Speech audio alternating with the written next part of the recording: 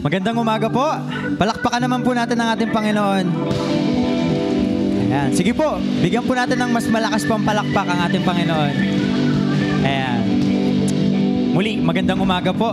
Para po dun sa mga nakafollow sa Facebook page ng Allgen, nito lang pong nakalipas na ilang mga linggo, meron pong isang video ang nilabas ang Allgen na kung saan ilan po sa ating mga miyembro ang tinanong, God is. Then dudugtungan po nila kung ano po para sa kanila o sino para sa kanila ang Panginoon. Napakarami pong magagandang characteristics o katangian ng ating Panginoon. At ngayong umaga, bilang meron po tayong pagkakataon na purihin ang ating Panginoon, awitan ng ating Panginoon, nawa, itong pagkakataong ito, itong oras na ito ay maging reminder din sa atin kung sino nga ba ang ating Panginoon sa dami ng magagandang katangian niya. Nawa, tumatak ito sa atin at hindi natin makalimutan na siya ay dakila. Hindi ko po alam kung ano o yung mga problema o yung mga pinagdaanan natin this past few weeks. Pero itong pagkakataong ito yung pagkakataong kung saan we are reminded sa lahat ng magagandang characteristics ng Panginoon. At dun pa lang, dun natin makikita na tunay na siya'y dakila. Kung kaya naman lahat po kayo ay aming iniimbitahan, we encourage you to sing. We encourage you to clap our hands sa ating Panginoon. Maitaas ang kanyang ngalan. Papurihan siya ngayong umagang ito. Awitan siya at itaas siya.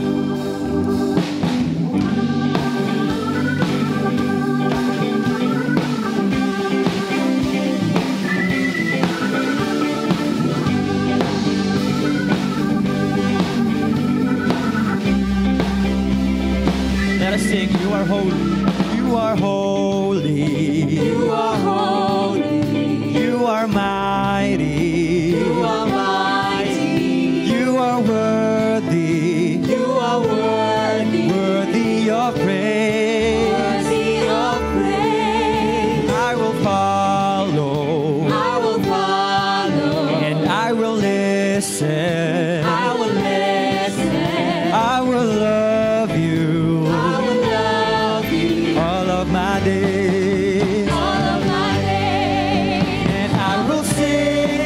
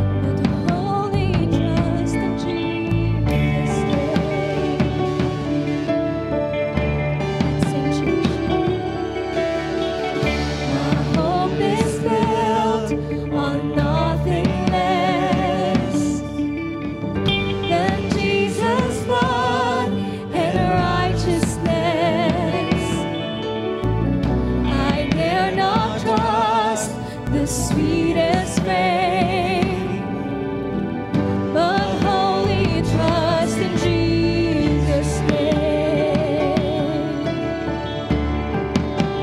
Christ alone, cornerstone, weak made strong in the Savior's love.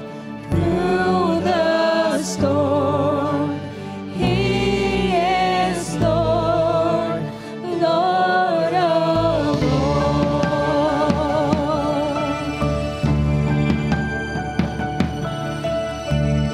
When darkness seems to hide His face, I rest on His unchanging grace.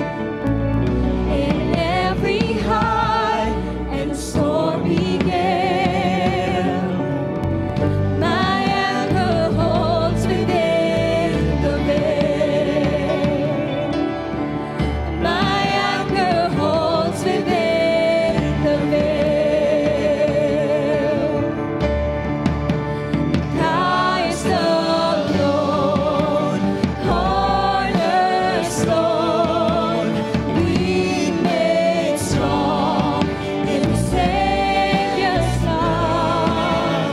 Through the storm, He is Lord, Lord of all.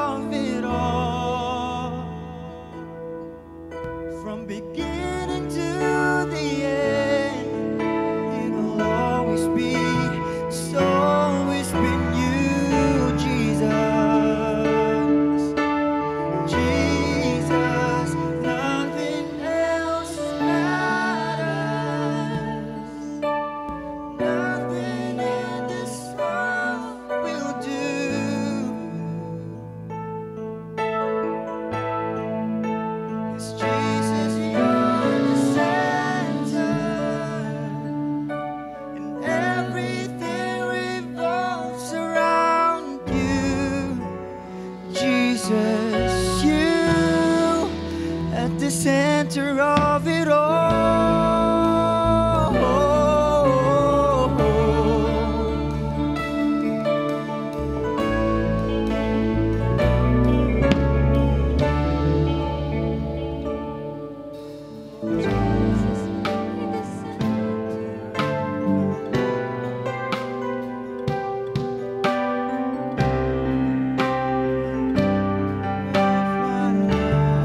Continue to sing, Jesus.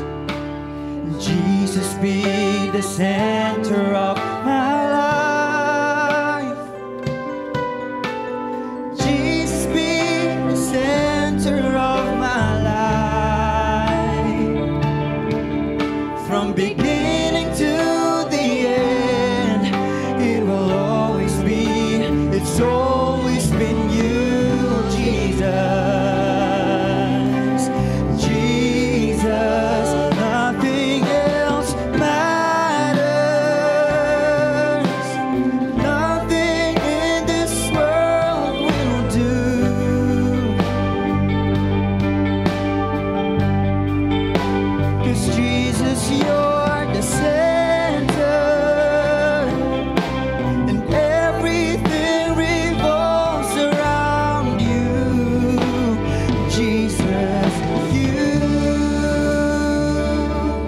From my heart to the heavens, Jesus be the center. It's all about you. Yes, it's all about you.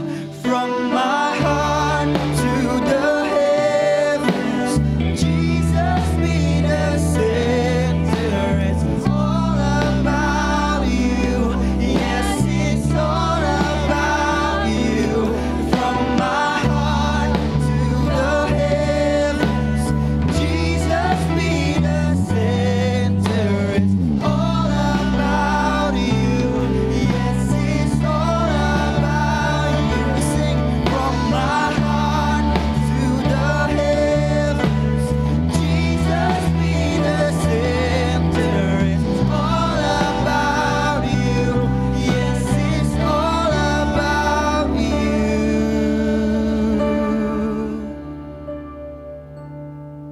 Jesus be the center of this church.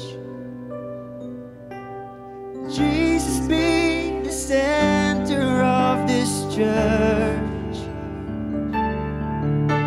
And every knee will bow, and every tongue shall confess you, Jesus. We sing Jesus, Jesus,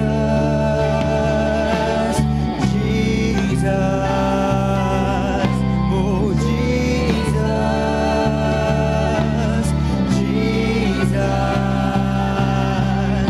Jesus. We sing Jesus, oh, Jesus. From my heart to the heavens, Jesus be the center. It's all about you. Yes, it's all about you. From my heart to the heavens, Jesus be the center. It's all about you. Yes, it's all about you. To the heavens, Jesus be the center. All about you. Yes, it's all about you. From my heart to the heavens, Jesus be the center. All about you. Yes, it's all about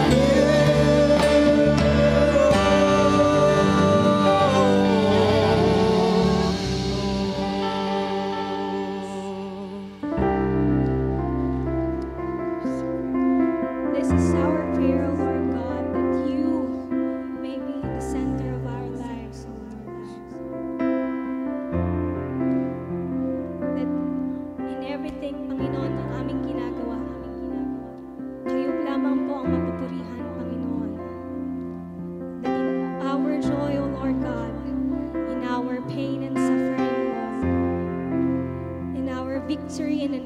worthy feet.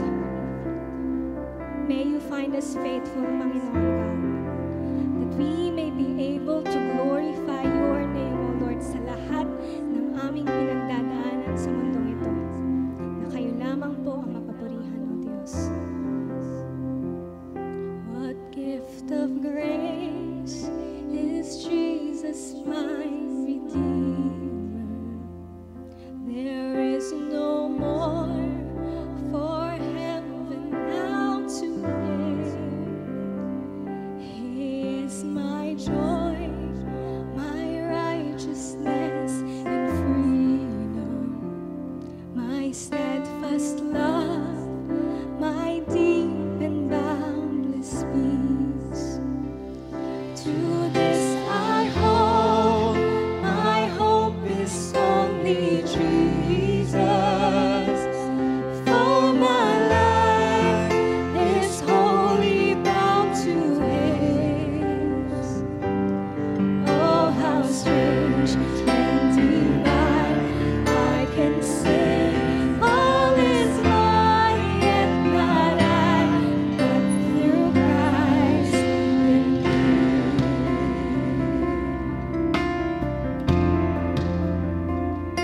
The night is dark, but I am not forsaken. For by my side the Savior He will stay. I labor on in weakness and rejoicing, for in my need His power is displayed. To this I hold, my shepherd will defend me. Through the deepest valley He will lead. Oh, the night has been won, and I shall overcome, yet not I, but through Christ in me.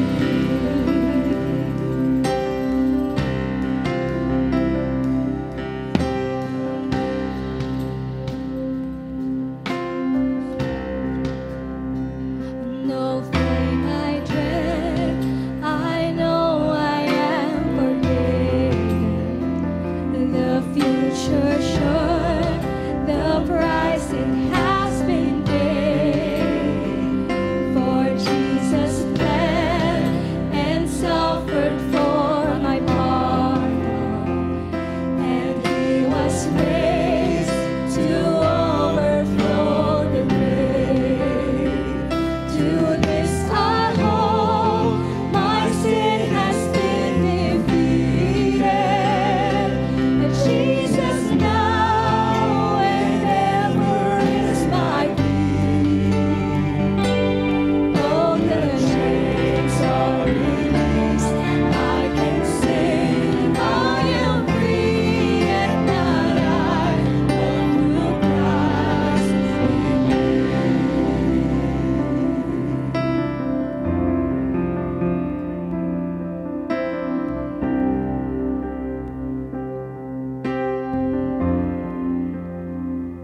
With every breath, I long to follow Jesus, for He has said that He will bring me home, and day by day, I know He will return.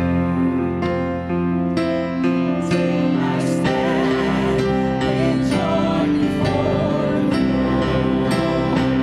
To this I hold, my hope is only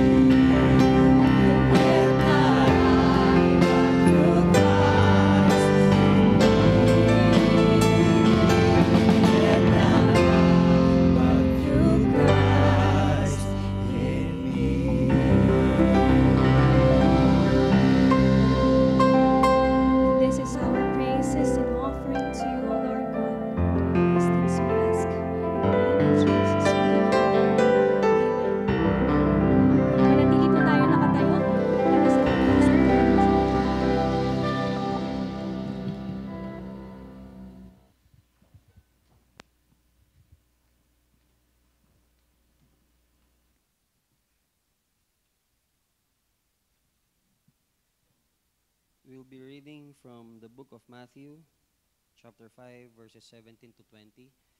Tayo pong lahat ay sabay-sabay nating basahin. Verse 17, "Huwag ninyong akalaing naparito ako upang ipawalang bisa ang kautusan at ang mga propeta. Naparito ako hindi upang ipawalang bisa ang mga iyon, kundi upang tuparin. Tandaan ninyo, maglalaho ang langit at ang lupa, ngunit ni isang tuldok o kudlit man ng kautusan ay di mawawalan ng bisa hanggat hindi natutupad ang lahat. Kaya't sino mang mapagwalang bisa sa kaliit-liitang bahagi nito at magturo ng gayon sa mga tao ay magiging pinakamababa sa kaharian ng langit. Ngunit ang susunod sa kautusan at nagtuturo sa mga tao na tuparin niyon ay magiging dakila sa kaharian ng langit. Sinabi ko sa inyo, kung ang pagsunod ninyo sa kalooban ng Diyos ay tulad lamang ng pagsunod ng mga tagapagturo ng kautusan at ang mga pariseyo, hinding-hindi kayo makakapasok sa kaharian ng langit." Ang Diyos ang magpala sa pagbasa ng kanyang salita. Maari na po tayong makaupo.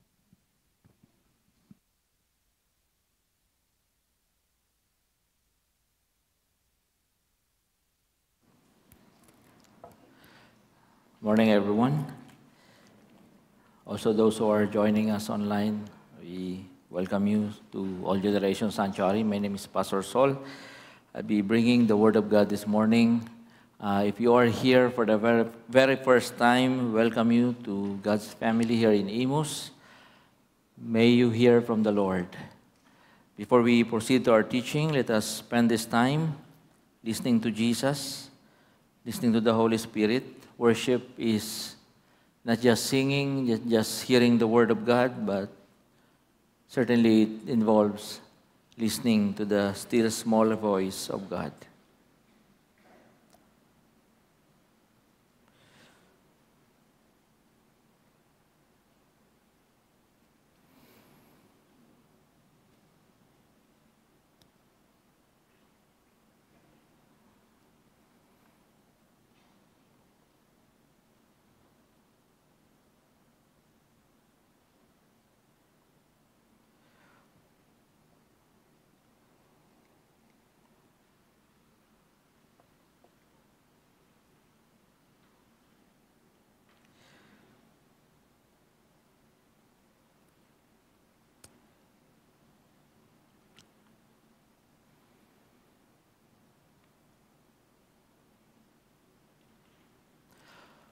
We offer to you our lives, Lord.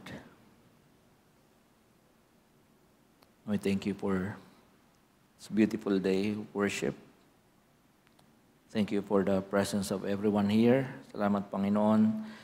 Hindi lamang po kami nandito just to see each other, say hi to each other, but certainly, Lord, we are here because we want to commune with you.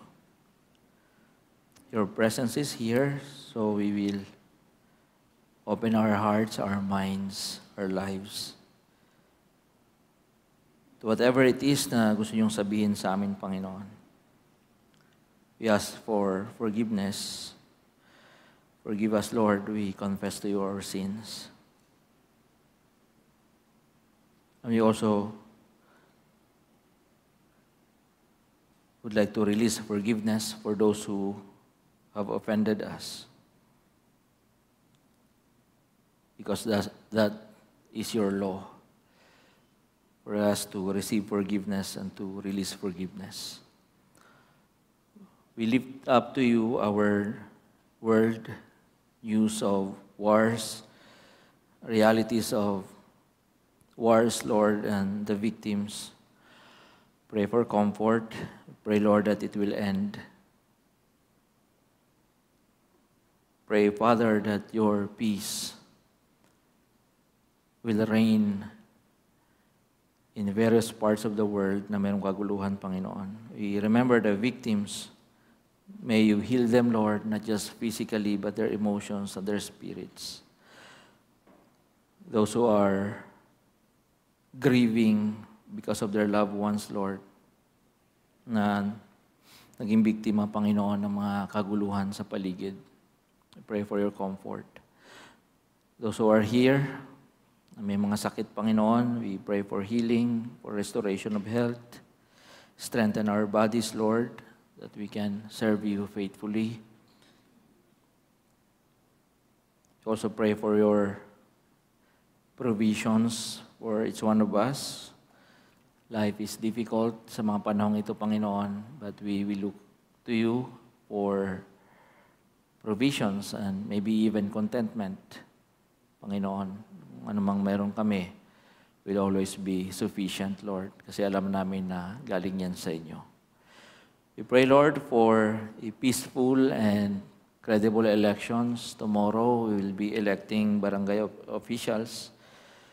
And we pray, Lord, na sana naman, Panginoon, magkaroon kami ng mga maayos na mga mamumuno. Pagkalob niyo sa amin, Panginoon, ng mga tao na mayroong hangaring maglingkod, pero higit sa lahat, may mga takot sa inyo, Panginoon. This is a recurring prayer. Panginoon, minsan nawala na rin po kami ng pag-asa para bang wala ng kaayusan ng Pilipinas. Pero alam namin, Panginoon, may pag-asa po sa inyo. If only we learn to entrust everything, Panginoon, sa inyo at sa aming mga munting mga kakayahan, Panginoon, we live righteous lives. Lord, maybe this society will see isang society na gustong itatag ng Panginoong Jesus. So, Father, we are ready now to hear your word. Change us. Transform us, Lord. Speak to us and lead us. In Christ's name we pray. Amen. Amen. Pwede niyo bang pakibati yung inyong mga katabi, mga kapatid? Bago tayo mag-umpisa, welcome sila sa church. No? You are here in All Generation Sanctuary. And we're actually, nasa series po tayo ng Sermon on the Mount. Ang pamagat po niyan ay Maginhawa, buhay at pakikipamuhay ni Jesus, found in Matthew chapter 5 through 7. At aralin po natin yan hanggang gitna ng December. So I hope na kayo po ay palagi nandyan. We'll be talking about the life of Jesus. Ano ba ang buhay ni Jesus? No? Maginhawa, buhay at pakikipamuhay ni Jesus. Kasi gusto nating sundan yung mga halimbawa ng ating Panginoon. Inumpisan po natin yan last Sunday. At ngayon po ay pag-uusapan natin kung ano yung kredibilidad ni Jesus para magdala ng kingdom of God dito sa mundong ito. Ano yung kanyang qualifications when it comes to the scriptures, in relation to the scriptures, or I'm talking about the Old Testament. Ano po ba yung mga makikita natin na values at saka mga intentions ng kingdom of God. Now, let me just remind you na whenever we talk about the Bible or the New Testament, to be specific, we're talking about the central theme of the preaching or the teaching of Jesus, which is the inauguration, no? Which is the dawning of the kingdom of God. Umiikot po yan dyan, mga kapatid. Ang paghahari ng Diyos. Minsan, ginagamit ay kingdom of God, minsan ay kingdom of heaven. Doesn't matter. Isa lang po yun, mga kapatid. So, yun po yung central theme. Lahat ng teachings ng Panginoon, even the apostles who followed Him, ay nakaikot dyan sa pagdating at pagkakatatag ng kaharian ng Diyos dito sa lupa. So, ang pinag-uusapan natin dito ay tayo na inilagay ng Diyos sa kingdom na yan. Ano bang uri ng buhay meron tayo ngayon? Ano bang uri ng buhay yung ating ipinapamuhay? And obviously, dapat nakapattern yan sa buhay ni Jesus. Kasi, yan lamang po ang susi sa pagkakaroon ng maginhawang buhay. Dahil ito ang buhay. Ito ang alay ni Jesus sa mundo at sa ating mga tagasunod niya. Ito ang katangian ng buhay sa kanyang kaharian. At yan po yung ating pag-uusapan ngayon. The title is Si Jesus. Kala ko English pa rin yung aking title. Si Jesus, ang katuparan ng kautusan. And according to Jesus, sino-sino daw ang may buhay na pinagpala at maginhawa? Sino nga ba ang kinoconsider ng Panginoon na blessed, favored by God? Balikan natin yung ating sermon na nakaraan. Ito yung mga nasa listahan, the poor in spirit. Or if you are following Luke, sabi niya, just the poor. Sino pa? Those who mourn, yung mga nagdadalamhati. Sila ay kinoconsider na blessed. The meek or the humble. Those who hunger and thirst for righteousness. Yung bang nauuhaw ka sa katuwiran dito sa mundong ito. You are considered blessed by Jesus. The merciful. The pure in heart. The peacemakers and persecuted. Of course, yung persecution nila is because of Jesus. Yan po yung sinabi ng ating Panginoon na considered as blessed in the kingdom of God kung saan si Jesus ang hari.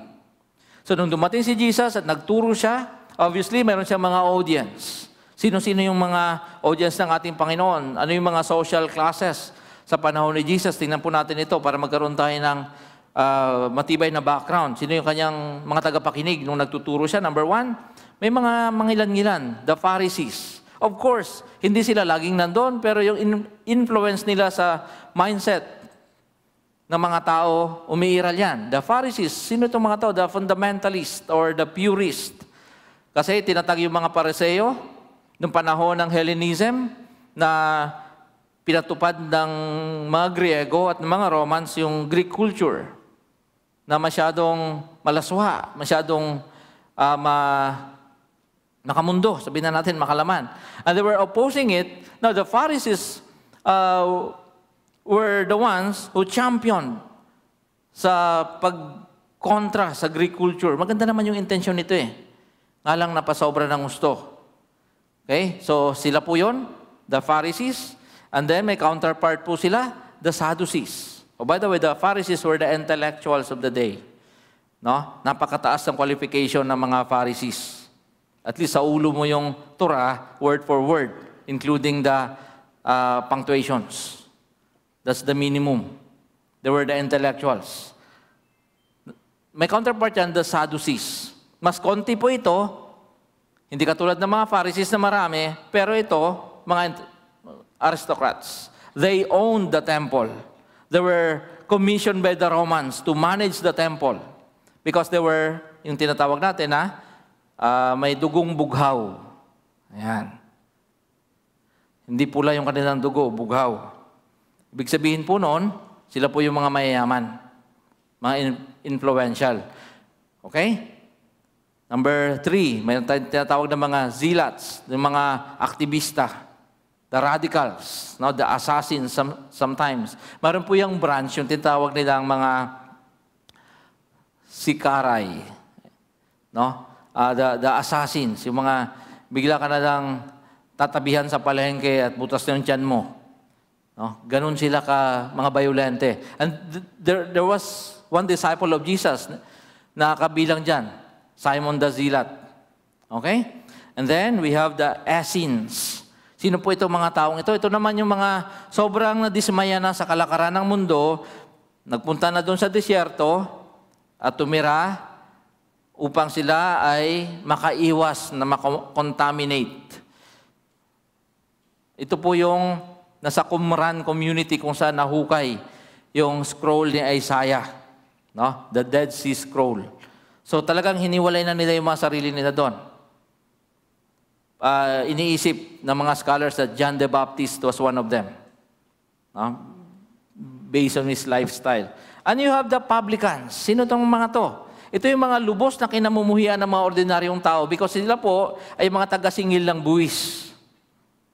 Pag sinabi ng mga Romans na, yung kota mo ngayong araw na to ay 100, yan yung ibibigay mo sa amin. Maniningil sila ng 500, sa kanila 400. That's simple. That's why, talagang kinamumuhian sila ng mga ordinaryong tao kasi pilitan yung paniningil ng buwis nun.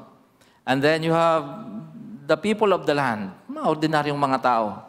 The ordinary folks ng mga panahon ni Jesus. So ito po yung mga social classes nung panahon ni Jesus. Ang karamihan sa kanyang mga audience, marahil ay galing sa mga tinatawag natin ng mga ordinary people. And Jesus is making one long sermon. Dito po, 2 chapters. Well, 3 chapters, 5, 6, 7. Isang napakahabang discourse doon po sa gilid ng bundok facing the Sea of Galilee. And those he declared blessed, sinabi ni Jesus, ito yung mga taong pinagpala, will have a different attitude pagdating sa law and the one who fulfills the law, si Jesus mismo. Mga kapatid, kailangan nating alaming mabuti kung sino si Jesus at kung ano ang kanyang misyon upang lubos nating maunawaan ang uri ng buhay at pakikipamuhay at bakit natin ito nasasabing isang buhay na maginhawa o pinagpala. Kasi ito yung ino-offer ni Jesus sa atin. Dahil sa dulo ng lahat ng ito, pagsisikap natin dito sa mundong ito, pagpupunta-punta natin sa church, pagdi-discipleship natin, pagmimisyon natin, ang buhay na maginhawa at pinagpala din naman ang nais ng bawat isa sa atin. Tama ba? Bakit pa tayo nandito kung kabaliktaran yung ating nais? We are looking for a life that is meaningful and approved by God. So dahil dito mga kapatid, let's talk about 3 things. Number 1, Jesus fulfilled the law and the prophets. Number 2, Jesus reaffirmed the usefulness of the law. Para kay Jesus, meron pa ring value ang kautusan. Number 3, Jesus is the perfect embodiment of righteousness. Unahin natin. First, Jesus fulfilled the law and the prophets. Verse 17. Meron pong napakalaki at rich background sa bagay po na to. The Sadducees. Halimbawa, only adhere to the Torah. The Torah is the first 5 books of the Old Testament. Para sa kanila, yun lang yung Bible. And they reject the concept of resurrection. Pag namatay ka na, di patay ka na, wala na yun. Para sa mga Sadducees. Yun lang yung kanilang Bible. Genesis hanggang Deuteronomy. Now, the Pharisees, yung kanilang counterpart, embrace the whole of Tanakh. Tanakh is an abbreviation for Torah, Nevi'im, and Ketuvim. Ito po yung Bible ng mga Hudyo. Torah, the prophets, and the writings, or the sayings. Ayan, so, ibig sabihin, yung buong Old Testament, ini-embrace yun, pinaniniwalaan yun ng mga Pharisees. Notice that Jesus didn't just say the law, which refers to the Torah. He included the prophets. Sabi niya sa verse 17, I have come to fulfill the law and the prophets. The Old Testament is the background and foundation of the New Testament. Pagka sinabi mong ayaw mo nang magbasa ng Old Testament kasi history lang naman yan at saka mga utos-utos, di ba? Dito na ako sa NT. Mga kapatid, hindi tatayo yung NT pag walang OT. Okay? Because the Old Testament is the background. Yan yung nag-prepare para mayroong NT. Also, the New Testament is the fulfillment or completion of the Old Testament. Wala din namang meaning ang Old Testament kung hindi naganap ang New Testament. So, hindi mo pwedeng i-divorce yung dalawang yan. Now, the people in Jesus' time failed to grasp, hindi nila lubos na naintindihan yung katotohanan na unti-unti, dahan-dahan, pero consistently being unfolded before their eyes.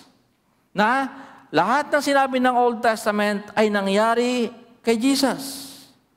It's hard to accept that a poor carpenter from the impoverished small town of Nazareth is the fulfillment of what they believed and hoped for.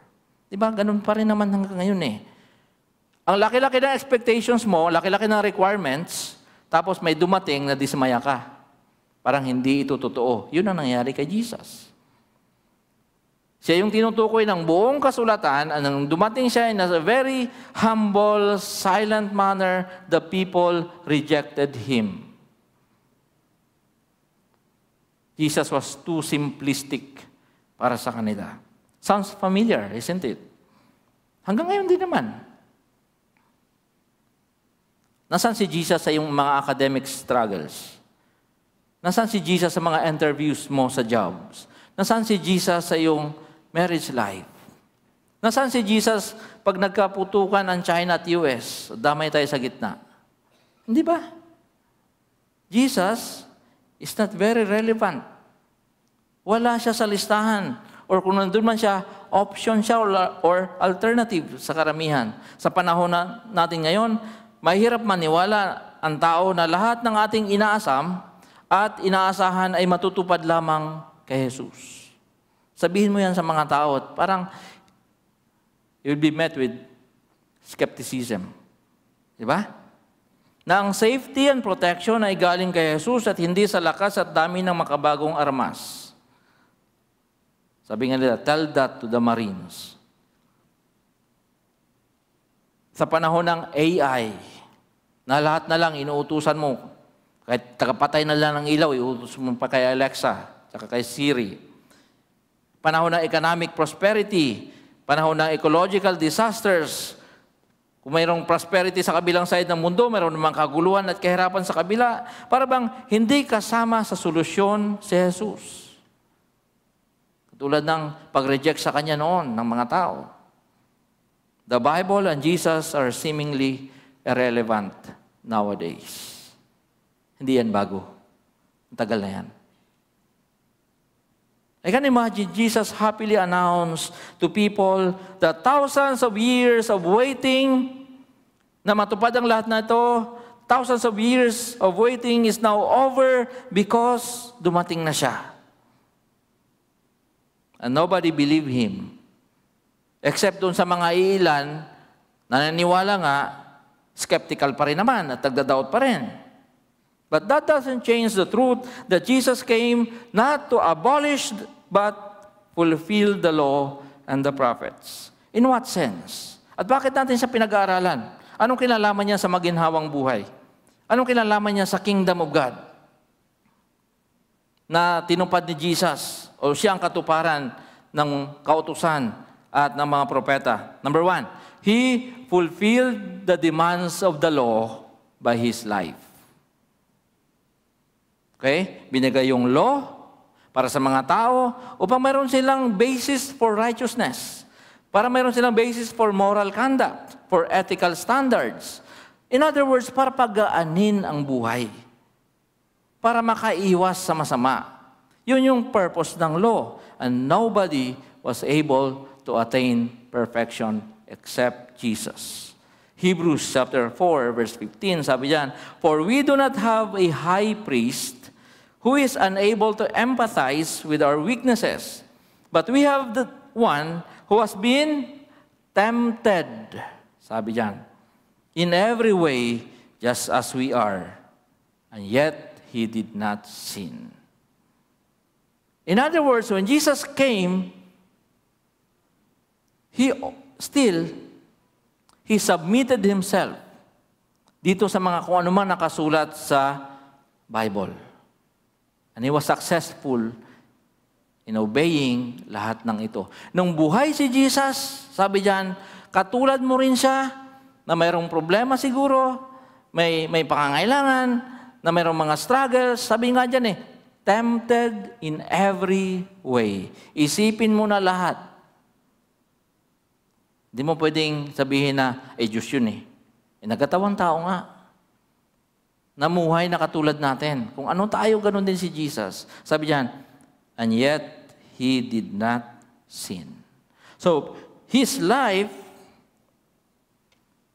fulfilled the demands of the law. In other words, meron tayong pattern na sinusundan. Jesus lived a life of unparalleled obedience to God. Hindi mapapantayang pagsunod sa ating Diyos. Thus, He fulfilled the requirements of the law when it comes to holiness that God approves. Yun yung kaibahan ni Jesus sa mga Pharisees at mga teachers of the law. Wala silang obedience sa Panginoon. Sa kanila, kung ano nakasulat, gagawin namin just to impress people. So, because of His life, nakita natin, Jesus was able to fulfill the law, the requirements. mataas na moralidad, paano magiging tama sa paningin ng Diyos, maging acceptable sa paningin ng Diyos, paano makitungo sa ibang tao. Pangalawa, He fulfilled the demands of the law by His death and resurrection. Ang requirements of the law is simple, mga kapatid. Keep it or die. Ganun lang. Ito ang kautusan ng Diyos. You keep it, you will live. You reject it, you will die. O tingnan natin, ano implications nito? Galatians chapter 3, verse 13, sabi yan, tinubos tayo ni Kristo mula sa sumpa ng kautusan nang siya ay isinumpa para sa atin. Sapagkat nasusulat, isinumpa ang bawat binibitay sa punong kahoy. And He hung on the tree for you. And because of His death, karoon tayo naabsuelto tayo sa tingin ng sa paningin ng Diyos Ama. Now, Jesus kept the law, so He didn't have to die. Ganun lang naman kasi, di ba? You keep the law, you will not die. You reject the law, you will die. Jesus kept the law para hindi siya mamatay. But none of us, the problem is none of us kept the law. Wala sa atin ang nagkaroon man lang ng desire to keep the law. So we all deserve to die. Now Jesus fulfilled the demands of the law for us, so we don't need to die. Nakuha niyo po? Kamatayan ng ating Panginoon, yung requirements ng Diyos Ama na napakataas, ina-fulfill ni Jesus. He demonstrated the price He paid for our sins when He rose again from the dead. From the grave. Number 3, Jesus fulfilled the Old Testament prophecies. So kanina, yung kautusan, ngayon naman yung mga sinasabi ng mga propeta. Sabi niya, Juan chapter 5, 39 to 40. Sinasaliksik ninyo ang mga kasulatan. Sa pag-aakalang doon ninyo matatagpuan ang buhay na walang hanggan. Ang mga kasulatang yan, ang nagpapatotoo tungkol sa akin, ngunit ayaw naman ninyong lumapit sa akin upang kayo'y magkaroon ng buhay. This was Jesus' indictment doon sa mga Pharisees. Sabi niya, lahat ng binabasa ninyo, sinasaliksik ninyo, inaaral ninyo, patungkol sa akin. But you reject me. Kaya nga, dumating si Jesus upang sabihin sa kanila na lahat ng sinasabi patungkol sa Messiah ay nangyari sa Kanya. And then, when He resurrected, Luke chapter 24, 25 to 27, sabi niya, sinabi sa kanila ni Jesus, kay hahangal ninyo, kay kukupad ninyong maniwala sa lahat ng sinasabi ng mga propeta. Hindi ba't kailangan ng Kristo ay magtiis ng lahat ng ito bago siya pumasok sa Kanyang kaluwalhatian? At ipinaliwanag sa kanila ni Jesus ang lahat ng sinasabi sa kasulatan tungkol sa Kanya, simula sa mga aklat ni Moises hanggang sa mga sinulat ng mga propeta. Kasi na-depress yung mga disciples, bakit namatay si Jesus? Ito bang tagapagligtas na matay? So sinasabi ni Jesus, ito na nga yun ang sinasabi ng mga propeta. So hindi lamang po yung kautusan, kundi yung mga sinasabi ng mga propeta. In other words, buong Old Testament ay na-fulfill kay Jesus. Kaya ganun ka halaga, ganun ka sentro sa ating pananampalataya ang salita ng Diyos. Sabi ng isang Bible commentator, sabi niya, it is stated as plainly as it can be stated. Sabi niyan, if you reject the Bible, you will reject Jesus Christ. Wala nang ibang pupuntahan yan. If you believe the Bible, you will accept Him because He is the subject of it. Ang buong Biblia, mga kapatid, umiikot yan. In fact, hindi lang yung Bible, yung buong history ng humanity, history ng buong mundong ito ay sumisentro sa ating Panginoon. Alam ko parang basic ito sa karamihan sa inyo. Kung lumaki kayo sa church, matagal na kayong Kristiyano, sa aming mga pastor, parang basic na ito. Pero minsan, magandang ma-refresh din tayo sa katotohanan ito. Mawala-wala man lang yung mga yabang natin sa katawan. Na para bang lahat ng mga nangyayari dito sa church ay because of us. Tell you what, lahat ng mga tagumpay dito sa church, it's not because of us. It is in spite of us. Okay?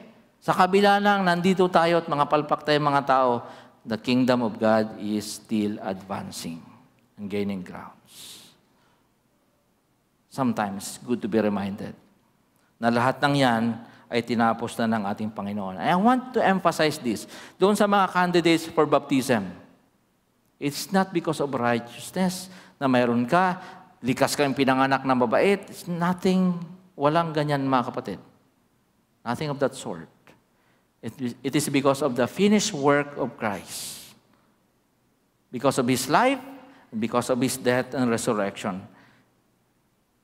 Ang buong Bible, kaya natin paniniwalaan at tanggapin na may pananampalataya sa ating mga buhay. Pangalawa, Jesus reaffirmed the usefulness of the law. 18 hanggang 19. Sa verse 17, malalaman natin that Jesus is the fulfillment of the law. Di ba? And in verse 18, we learn that nothing can destroy God's word. Hindi pwedeng mawala ang salita ng Diyos. Walang kahit anong elemento sa mundong ito, not even Satan himself can destroy God's word. Meron at merong paraan ng Diyos. Nung pumasok yung communism sa Russia, Stalin and those guys, they tried to erase lahat ng traces ng Bible. Lahat ng traces ng Christianity sa Russia. And lo and behold, after several years, bakit ang daming Kristiyano sa Russia?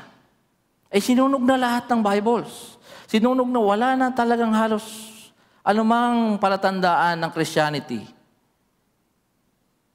Scholars are pointing at two individuals sa Russia. Bakit nang survive ang Christianity? The name is Leo Tolstoy and Fyodor Dostoevsky, who wrote novels na may kinalaman sa Bible. Christianity is very much alive in Russia. Nothing can destroy the Word of God.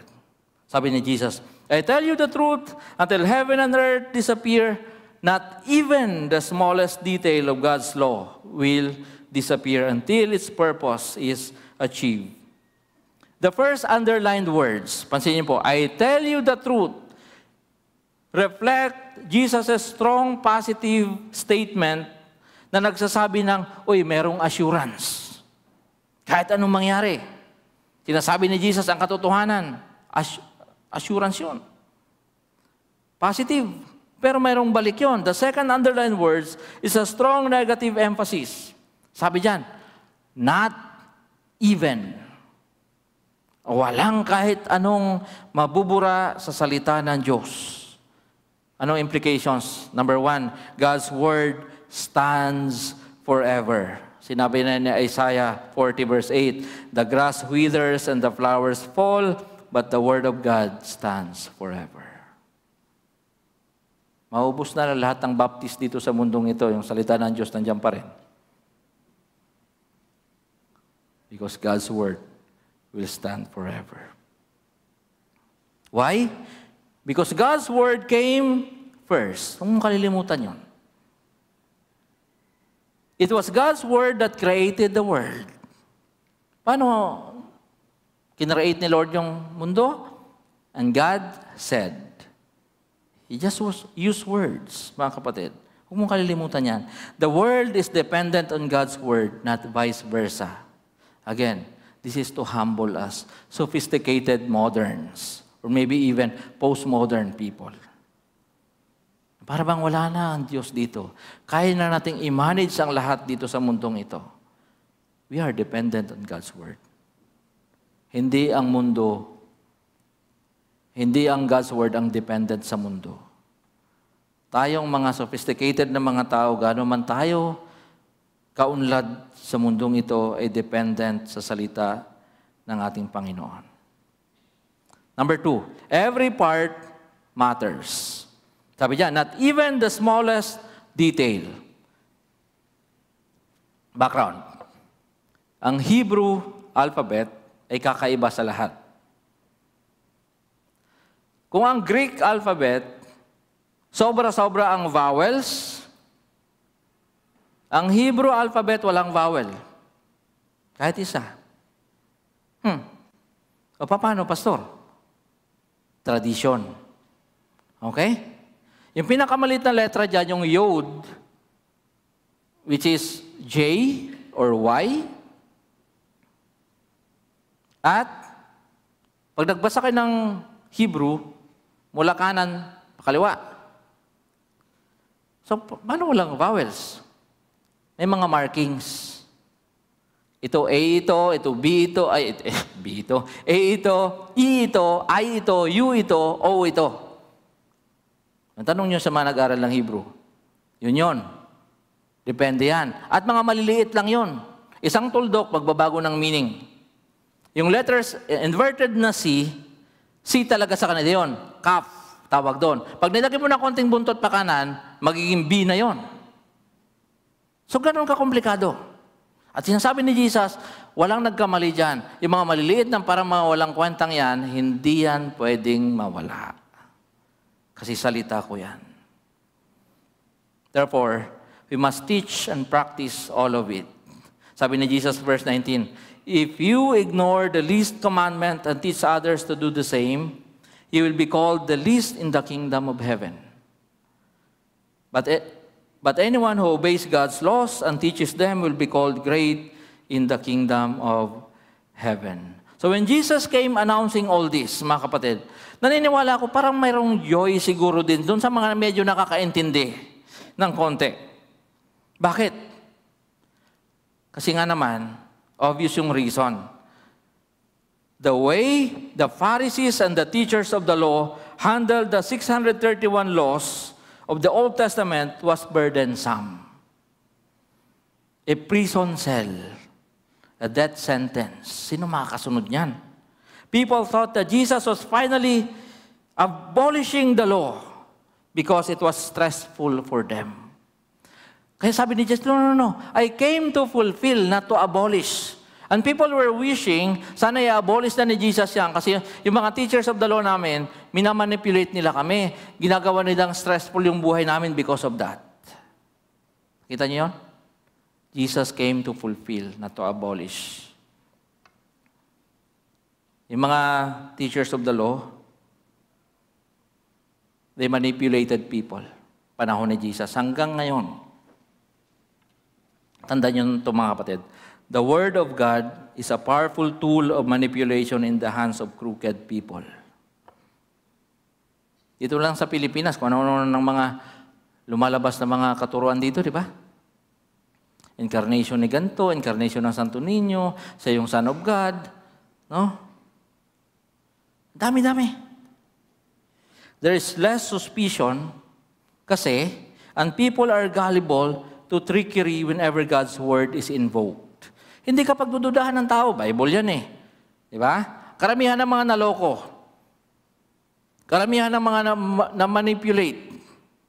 Karamihan ng mga nagbigay ng malalaking pera.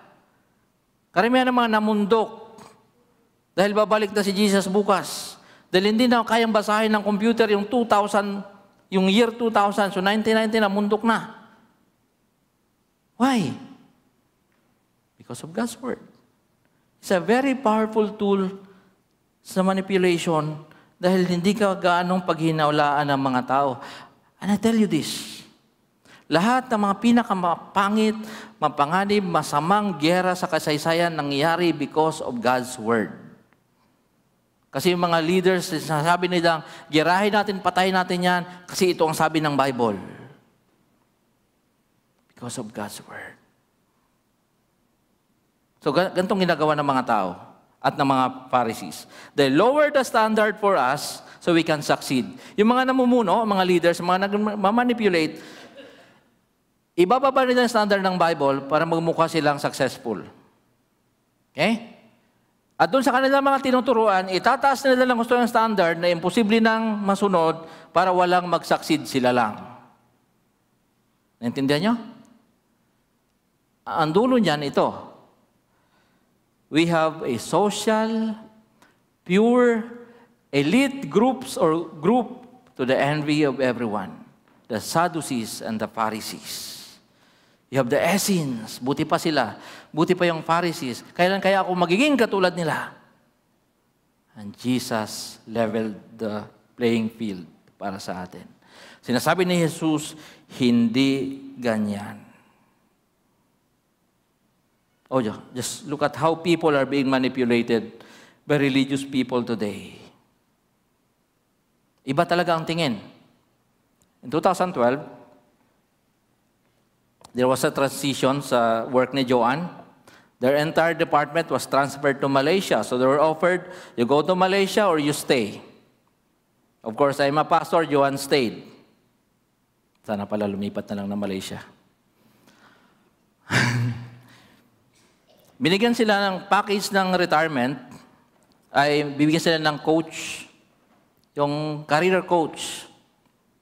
Isang atinista, dating pari, na hindi na nagpari. So, conversation, tuturuan, ganyan. Habang nag-uusap sila, sabi ng tao na yon, o ano pala ang trabaho ni husband? Pastor po siya, sabi ni Joanne. O di sobrang yaman ninyo. Di ba? Sabi niya, hindi po. Bakit si El Shaddai? Bakit si Kibuloy? Di ba mayayaman? So, understanding is, if you are using the Bible, you get rich. Bakit hindi nangyayari sa atin yan, Fritz? Diba? Kasi powerful tool talaga sa manipulation. Yung mga lumalabas sa TikTok ngayon. No? Yung parang, ito lang yung binigay. Hindi ito katanggap-tanggap sa akin. No, kaya nagbigay daw siya ng 100,000. Manipulation, mga kapatid. Oppressive system. Guilt-tripping. No? Shaming others. You know, the oppression and marginalization done by the Pharisees then is now replaced with empty promises of health and wealth by manipulative preachers. Noon, mapupunta ka sa impyerno. Susunugin ka sa impyerno pag hindi mo ito ginawa. Ngayon naman, pag ginawa mo ito, hindi ka na mamamatay. Health and wealth. Diba? Lahat pong yan, mga kapatid, sabi ni Jesus, they will be called least in the kingdom of God. Para lang, medyo lecture tong part na to. Bear with me. This is for your good. No? Maintindihan niyo, ano ba yung law na pinag-uusapan dito, finulfill ni Jesus? Sa Old Testament, at least mayroong 3 types ng law. Number 1, civil laws. Okay? So this is what separates Israel from other nations. Ito yung parang bylaws nila bilang isang bansa. The application is exclusive to them, although some civil laws are beneficial to us as well. Example, yung mga mayayaman noon na may-ari ng lupain, anong utos sa kanila ni Lord? Yung mga nasa fringes, yung nasa dulo na ng inyong lupain, na mga pag nag-aani kayo, huwag niyong sulitin. Mag-iwan kayo ng konti para doon sa mga foreigners at mga orphans, mga widows, para mayroon silang pagkain. Exclusive sa kanila yon. Civil laws. Number 2, ceremonial laws. Ito naman sa pagdating sa worship, sa temple, sa tent of meeting ng panahon ni Moses. This applies to Israel's way of worship. The laws pointed forward to Jesus Christ and were no longer necessary after Jesus' death and resurrection. Hindi na siya applicable nung namatay at nabuhay si Jesus. Kasi lahat ng ginagawa nila sa worship ay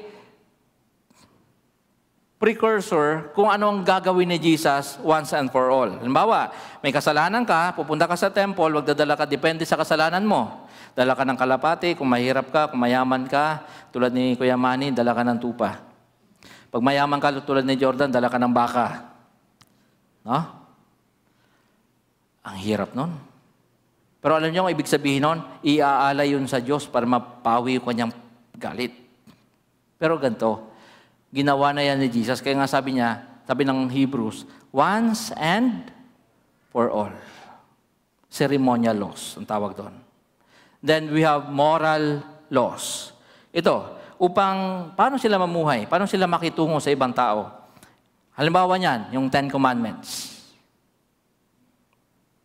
Lahat po ng yan ay na-fulfill ng ating Panginoon. Sabi ni John Calvin, it is only their practice that was abrogated. Yun lang yung practice yung tinanggal. Their significance, yung kanilang kahalagahan, was actually given more confirmation. Kasi even Jesus observed the law. Ginawa niya yon. How he lived up his life, no? How he presented righteousness with the Father. Ginawa yun ng ating Panginoon. Third, panghuli, Jesus is the perfect embodiment of righteousness. So mayroong ibang paraan ng mga Sadducees, mga Pharisees, yung mga tao noon na mali at hindi katanggap-tanggap sa ating Panginoon. Si Jesus, meron siyang ibang paraan. At ito mga kapatid, napakalaking challenge para sa atin. Kasi ang sabi ba naman ni Jesus, kung hindi niyo kaya nang lagpasan yung righteousness ng mga Pharisees, you will never enter the kingdom of God. Hindi ba kayo nababagabag dyan? Alam niyo ba kung paano ka-strict sa pagsunod yung mga Pariseo? At sinasabi ni Jesus, pag hindi niyo na nagpasan yan, hindi kayo papasok sa kingdom of God. E paano? Paano natin mahigitan ng mga Pariseo at Skriba? Tingnan natin sila. The Pharisees, tithes, nagbibigay ng tithes, even to the smallest harvest from the gardens. Nagtatithe sila sa kanilang mga tanglad, mga malunggay. That's how they observe the law. Everything strictly, perfectly. Buti pa siya nagtatithe. Yung iba dito hindi nagtatithe. Joke lang. Ganon katindi. At sabi ni Jesus, pag hindi nyo nahigitan yan, hindi kayo papasok sa kingdom of God. Ay, nasaan yung pag-asa natin dito? Tingnan mo si Paul. Sabi ni Paul, I was circumcised when I was 8 days old. I am a pure-blooded citizen of Israel and a member of the tribe of Benjamin. Elite na ngayon, mas elite pa si Paul. A real Hebrew, if there ever was one. I was a member of the Pharisees and hindi lang siya member ng Pharisees. His teacher was Gamaliel. Yun yung pinakamatinding teacher noon. He studied under him. Who demand the strictest obedience to the Jewish law. Si Paul yun, bago niya nakilala si Jesus. I was so zealous that I harshly persecuted the church.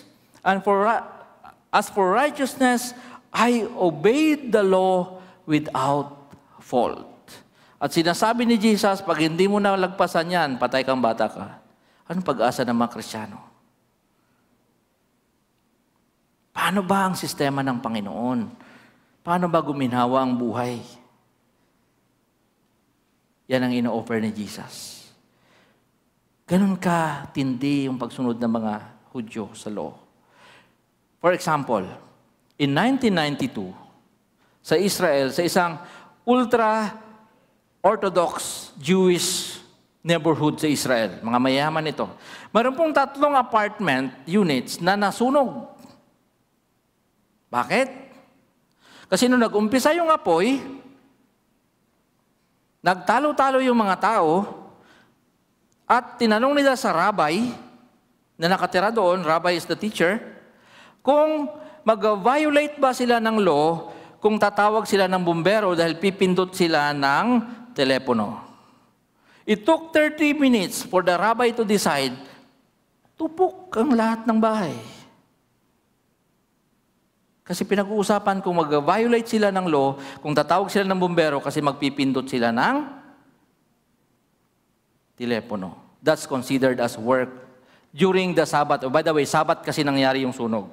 Now, if you go to Israel, if you will be blessed to go to Israel, iwasan nyo talaga sa hotel ninyo nakatlagay, Shabbat elevator. Because if you live, sabihin natin 25th floor, at nakasakay ka doon sa araw ng Sabado, lahat ng floors titigil yun kasi pre-program yun dahil bawal magpindot. Abutin ka ng siyam-siyam bago ka makababa. Kasi bawal magpindot. So, ibig sabihin lang nito, wala tayong pag-asa talaga apart from Christ. We can never compete with the Pharisees as to the strict observance of the law. But we can exceed the righteousness because of our relationship to Jesus. Si Jesus, pinulfill niya yun. All you need to do is to put your faith on Christ. Kaya nga maginhawang buhay eh. Pagka ganon, hindi maginhawa buhay mo. Pipindot na, susunog na nga eh. Pipindot na lang ng telepono eh. Hindi pa makapagdesisyon. So hindi maginhawa ang buhay sa ganon. Kaya nga pinapaginhawa ni Jesus yung buhay natin sa invitation to put our trust in Him. Christ's righteousness is imputed to us the moment we receive Him as Lord and Savior. It's not your righteousness. It is His. Ang saya ng Kristiyano. Ang totoo kasi the law was given to give life, not to constrict life. Yung law, ginawang panakal ng mga Pharisees and the Sadducees and other groups. Jesus reinterpreted the law.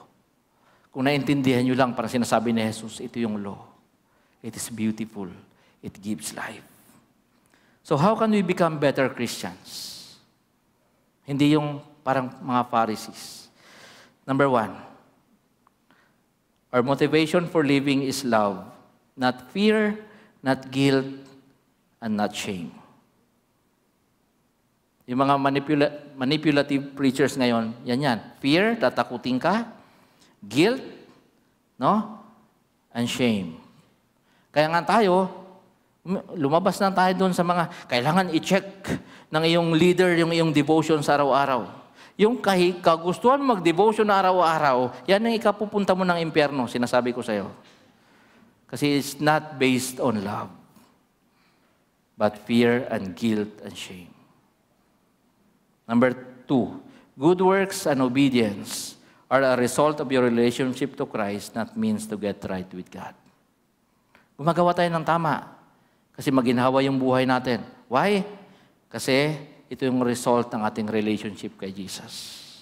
Hindi tayo gumagawa ng tama at mabuti dahil para makuha natin yung approval ng Panginoon. Number 3, we live a single, authentic, and surrendered lives to Jesus, our King. Ang Kristiyano, mayroon lang yung isang identity. No? Ang identity niya ay na kay Jesus. Wala na sanang doble cara dito. Wala na sanang iba yung buhay sa church, iba yung buhay sa bahay. Wala sanang ganon. In July 30 of this year, it was a Sunday, I was not here. I was invited sa isang family reunion sa Kalawan, Laguna. I went there kasi yung family na yon, yun yung nagpaaral sa akin sa Baguio, sa PBTS. They wanted to see me. Hindi ko pa sila nakikita, hindi nila ako nakikita. 20 years na akong graduate. Ay, hindi. 20 years na yung nangyari na nag-aral ako. So they wanted to see me. They came. Sabi niya, Pastor, I want you to preach kasi may mga unbelievers din kami na mga kamag-anak, sana makarinig ng gospel. So I went there. I was wearing my favorite na long sleeves na black. Feeling ko magandang lalaki ako noon. Of course, mga taga-Amerika ito. And I was talking to the pastor. No, siya yung organizer, siya yung host. And merong old lady na palagay ko asawa niya talaga yon. So say hi and hello, hanggang ganun lang. Matagal na kami nag-usap, siguro may isang oras na hanggang dumating na yung alas 11. Sabi niya, mag-start na tayo. Umupo na yung babaeng yon doon sa table kung saan kami nakaupo ni na Joanne, iba pa. Sabi niya, oh, by the way, Pastor, meet my wife, si Ate Fe. Tapos biglang nanlaki yung mata niya. At parang nahihiya sa akin. Sabi niya, naku, Pastor, pasensya ka na. Hindi kita ganong pinapansin at kinakausap kasi akala ko waiter ka. Kasi ba naman, nagkataon, yun yung suot ng mga waiter talaga. Anong lesson? Alamin niyo muna, kung kayo speaker, alamin niyo muna kung anong suot ng mga nasa catering service bago kayo pumunta doon. Nisasabi ko mga kapatid, minsan, Ang tingin sa atin, mataas kasi ito yung suot mo. Minsan man, masyado kang na-downgrade kasi itong suot mo. Pero sana pag tinignan tayo ng Diyos, at ito, ang tingin sa atin ng Diyos, it goes beyond our outfit. Sa heart talaga yan.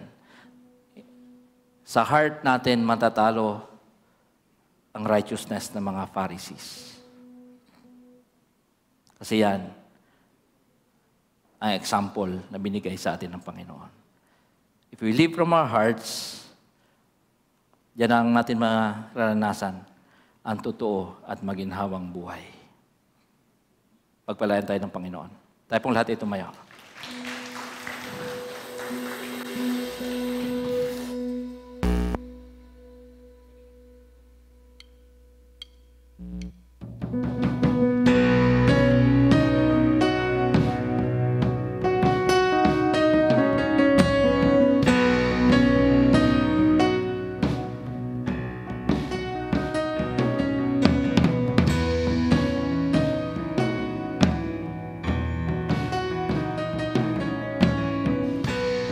Grace of God has reached for me.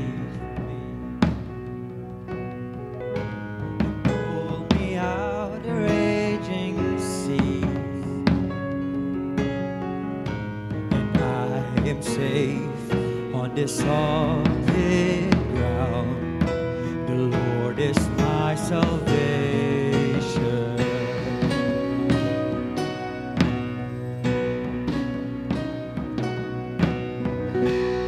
Will not fear in darkness falls.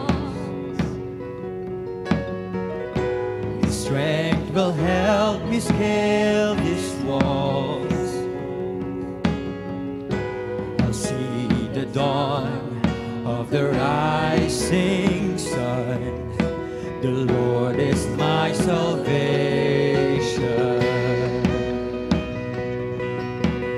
Who is like the Lord our God, strong to save, faithful in love? My debt is paid and the victory won. The Lord is my salvation.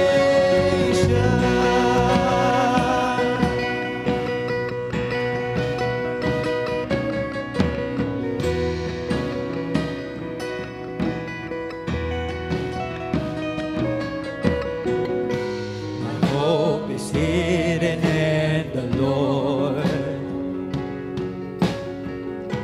He flowers each promise of His word. When winter fades, I know spring will come. The Lord is my salvation. Oh, who is like the Lord our God, strong to save, faithful in love? My debt is paid and the victory won. The Lord is my salvation.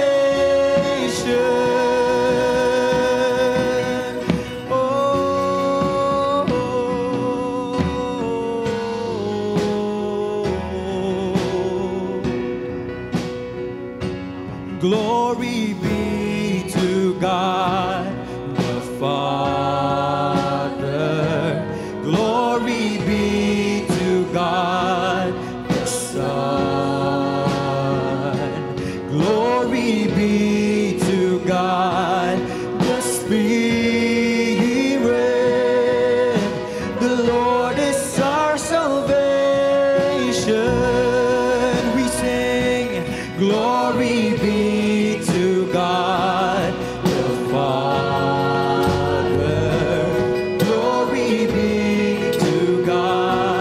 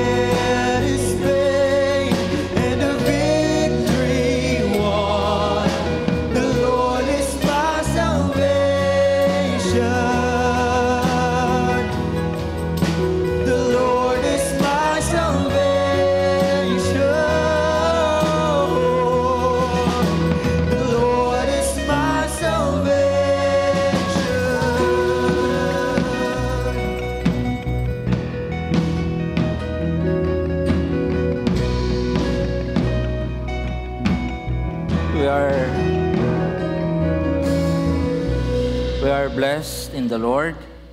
We have been declared righteous because of Jesus Christ. He is offering a good life sa atin, mga kapatid.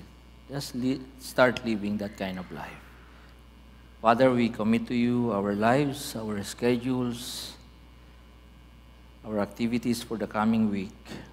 Those who will be traveling, Lord, I pray that your traveling mercies be upon them.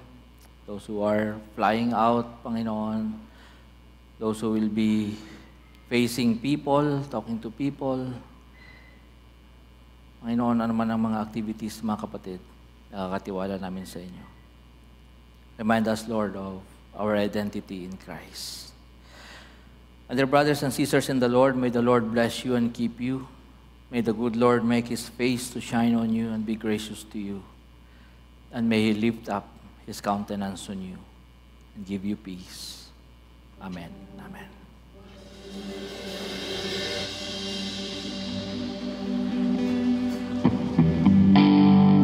Let us continue to sing for the Lord today.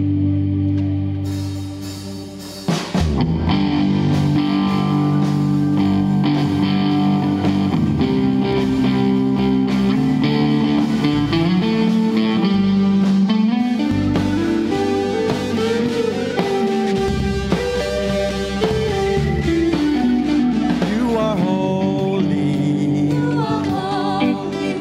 You are mighty. You are worthy. Worthy of praise. I will follow.